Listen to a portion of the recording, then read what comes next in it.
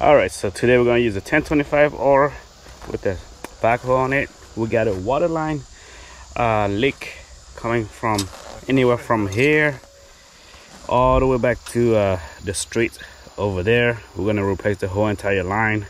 We did close the meter from with the valve from the house to the street there. The meter was still running, so we have a small leak somewhere around here, and we decided we're just gonna go ahead and replace the whole entire line.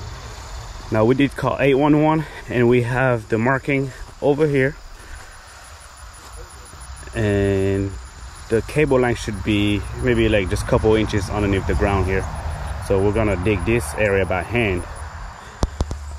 So what we're gonna do here is remove all these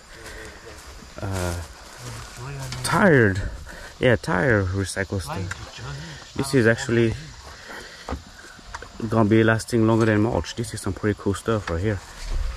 So we're gonna get this area over here all dug up, and the water line is about 3 or 4 feet down there. So let's get started.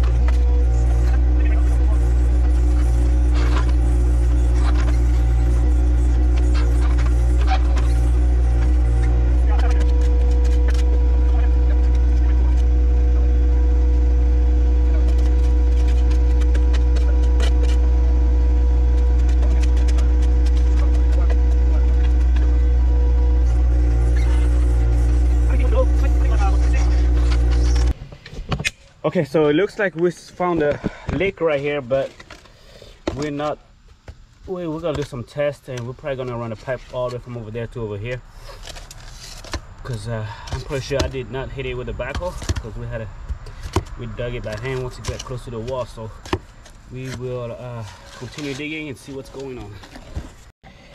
What we're gonna test here is so it's leaking from the entry of the house here.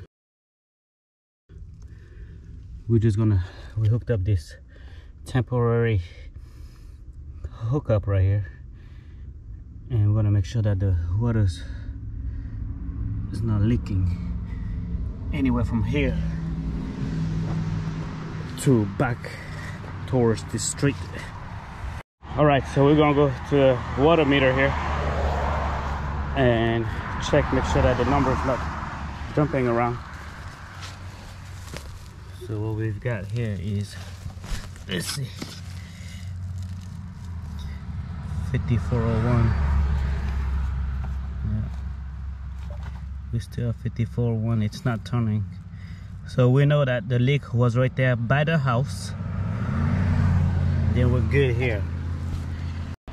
So what we're gonna do here, we're gonna use some tape for underground burial, and we're gonna wrap it around the connection, so that way we'll prevent any type of dirt over time from corroding the connector in here.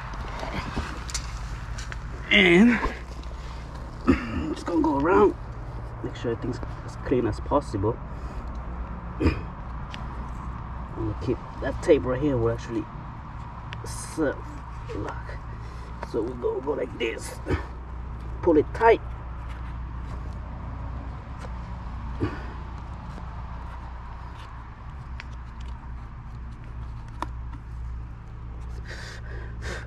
To keep this connection as dry as possible, because once we bury it,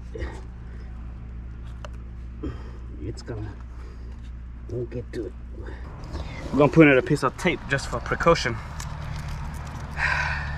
around the connections here, just to make sure we got a good seal around it. Because what you want to do is keep that connector, prevent it from getting exposed too long to the ground, so we got to pull tight on it. Go around.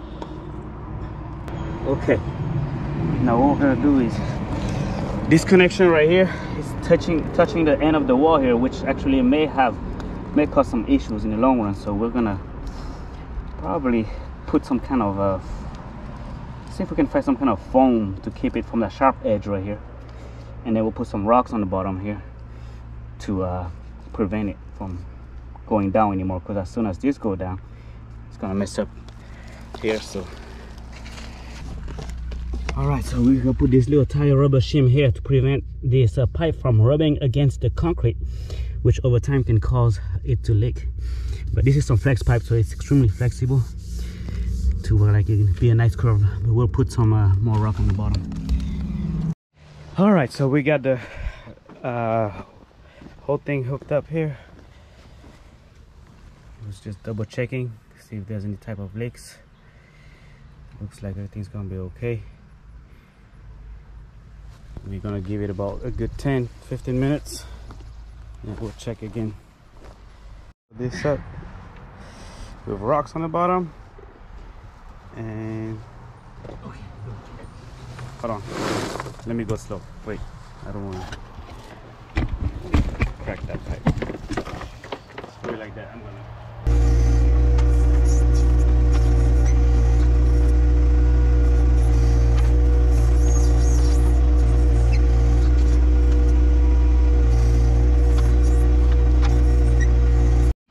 All right, so we went ahead and covered this hole back up.